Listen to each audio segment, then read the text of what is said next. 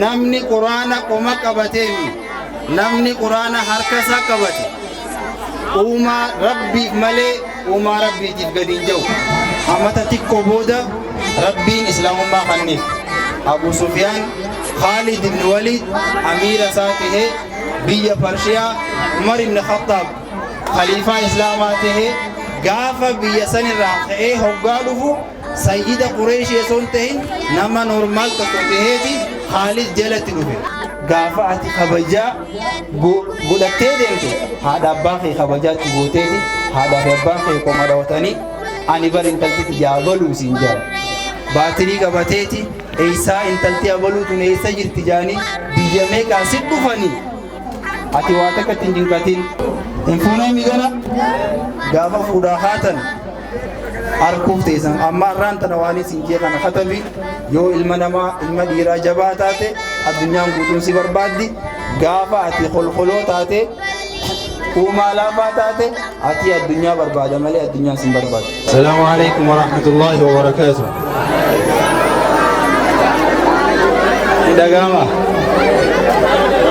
Idagama Dole idagama gamana gama kanoo gama shamarranii dargaggoo qeerroo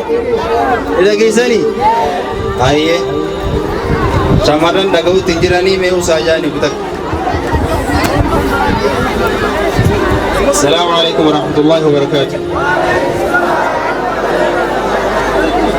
الحمد لله رب العالمين الصلاة والسلام على أشرف الأنبياء والمرسلين نبينا وحبيبنا وقدوتنا وقرة أعيننا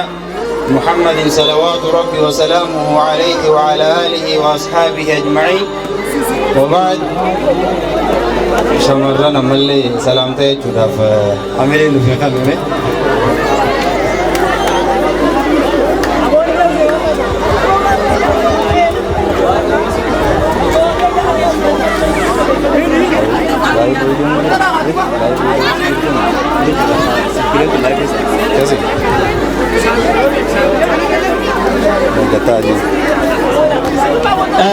خيسموتن خين ولا جنامي إيجاغا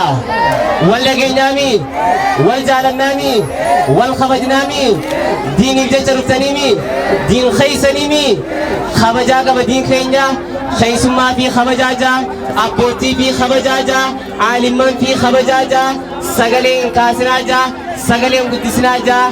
gama hawwanii hawwan hedduun isin abdadhe arraa isiniitu dhiira caala jeen isin eeguu ture garuu immoo haalli ammarra jiru kun dhiirtii isin dabruuf deemtii hawwaniin filadhee nan qaanyeessinaa hadaraa nan qaanyeessinaa hawwaniin irra caalchifadhe dhiirarra duraanii abbootiin teenyaa fi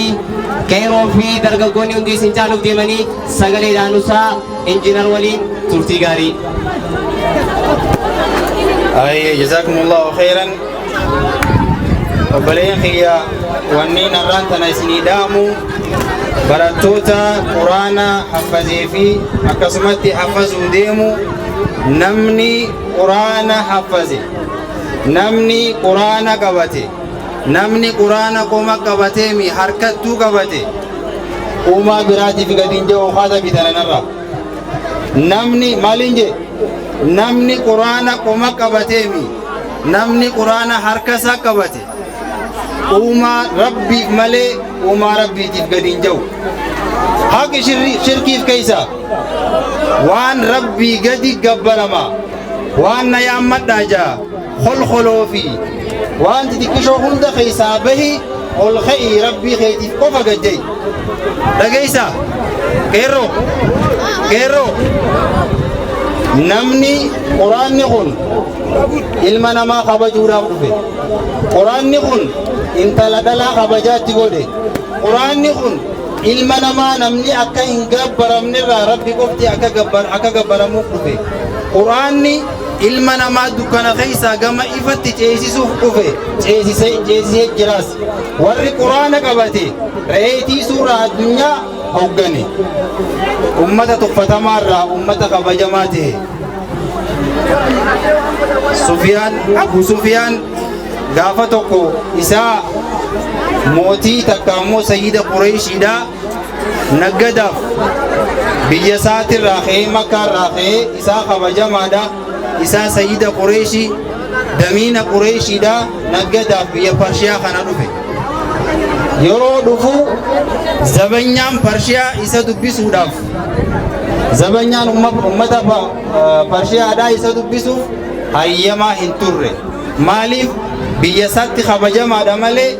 biyya faranjii hoggaadha itti akka ammaan tana Afrikaan durataan Afrikaa tokko itti gaafatamaa inni jiru takka ammoo itti gaafatamaa inni jiru Ameerikaa biratti kabajaa hin qabne tokkotti pirezidaantii biyyaa ta'e hoggaa ummata san bira dhaqe kabajaa dhabee nama isa kabaju dhabeeti tarafarraa waa bitatee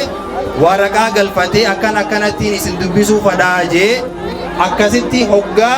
zabanyootaa fi namootan magaalaa keessa jiru noormaal tokko dubbisee mana saggale qoma dhawateeti ummata parshiyaa akkanattiin dubbisee dhufee gaafa kaan amata xiqqoo booda rabbiin islaamummaa kanneef Abu Sufyaan Khalid ibn Walid amiira isaa tahee biyya parshiyaa Umar ibn Khattab khaliifaa islaamaa tahee gaafa biyya sanirraa ka'ee hoggaa dhufu sayyida qureeshii osoo hin ta'in nama noormaal tokko taheeti Khalid jalatti dhufe hoggaa inni dhufe mootiin biyya parshiyaadhaa waraqaa barreessee biyya tana nigdiidhaan daldalaan ni beeyta ture Khalid boru ganama lola nurra banuu deema yaa Abu Sufyaan mee deemii nurraa kadhadhu jeen isaa sayyidaa dhufeeti isaa pirezidaantii biyyaa dhufee zabanyaan isa dubbisuu ture isaa quraana qabu garuu hoggaa yeroo ol seenu mootiin gabbu'ee achirraa waraqaa Abu Sufyaanitti mee Khalidin narraa geessi lola boru ganama nubbanuu deema so idan quraanni akka Abu Sufyaan kabajaa itti godhisanitti akka biyya kee bira dabaree addunyaarra kabajaa si godhisanitti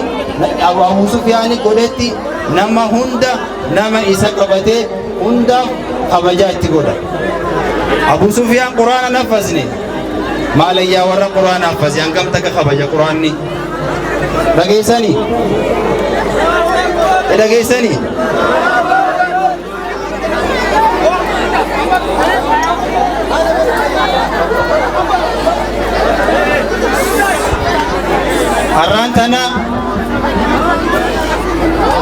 har'aan tana waan haadhaa fi abbaan as keessa waan jirtaniif sammuu keessaa xaraguu waan qabdaniin isiniif himu laappisa barbaadaati haadhaa fi abbaan hoggaa mana barumsaa akkaadaamiidha waa lama likkinnaa qabadha namni hoggaa waa dubbatu mana quraana amantiitii fi takkaa barnoota amantiitii fi barnoota ammayyaa jira dogongora hada bitan haqi keessa amantiin teenya irra ammayyaa quraanni rabbii irra ammayyaa waa kitaabaati dhageessa barnoota ammayyaatii fi barnoota diinii akkasitanii mi barnoonni ammayyaa kam isin biratti keemistirii fi fiiziksiidha holo qur'aanni irra ammayyaawaa mooderni jechuudha bara ammayyaa jechuudha akkasimi qur'aanni irra modernizaationa zamanarra jira saayinsiin feete itti hin dhaqqabne isa booda jirti hundisiitu waan qur'aanni dubbachaa jiru kitaabni amantii biraa takka illee irra hin geenye duba kamtu dursu jira kamtu irra ammayyaawaadha quraana moo fiiziksii irra ammayyaawaa duba quraanaan quraana barnoota diinawaatii fi barnoota ammayyaawaa ni jettanii irra booda hin jayina lammaffaa nama akkaan sammuunfatina qabu nama xiqqoo cimina qabu karaa barnoota akkaadaamii erganiiti nama xiqqoo ergamuu dide hamataa jabaatu lallaafa kan xiqqoo deddeebuu hin dandeenye awwamee kana sheekha birannarraa ergaa jaan ni jira moo hin jirtu kun ni jira moo hin jiru micaacimaa ka maallaqa itti baasan ka irraa gammachuu qaban kan maallaqni itti ba'u investirra godhamu barnoota akkaadaamiitiif ergameeti kan xiqqoo dadhabina qabu kan xiqqoo okkolu adeemuu hin dandeenye kan sammuun isaa daftee waa hin qabanne mee kana idda mana oolurra isa geessi sheekha bira geessa xiqqoo kun jallaadhaati jallaa gama sheekha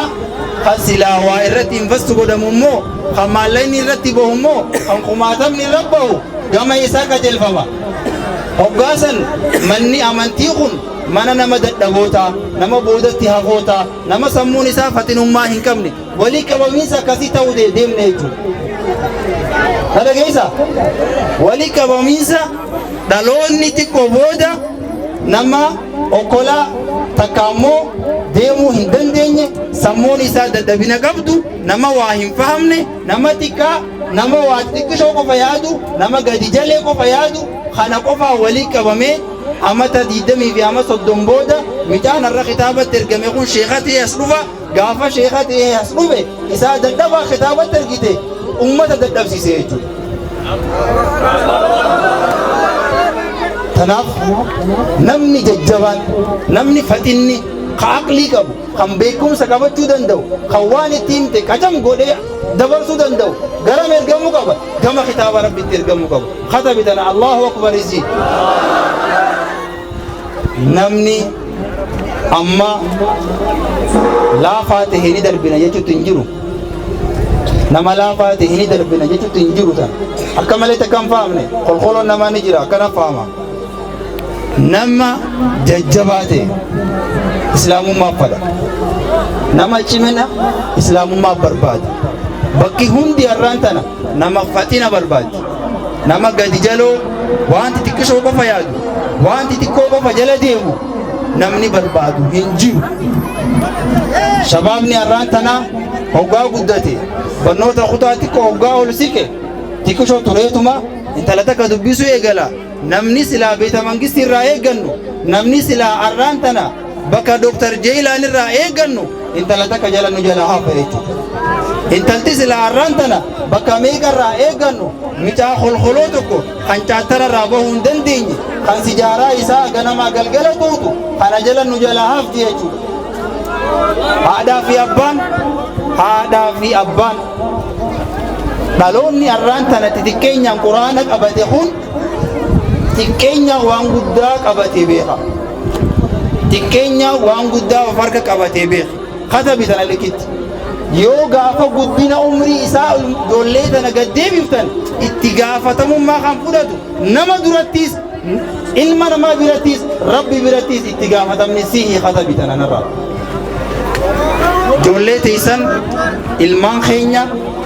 waan har'aan tana firii lafaa ol deemtu xixiqqoo kanaafi har'aan tana humna qabu fiigu kana hunda isaatu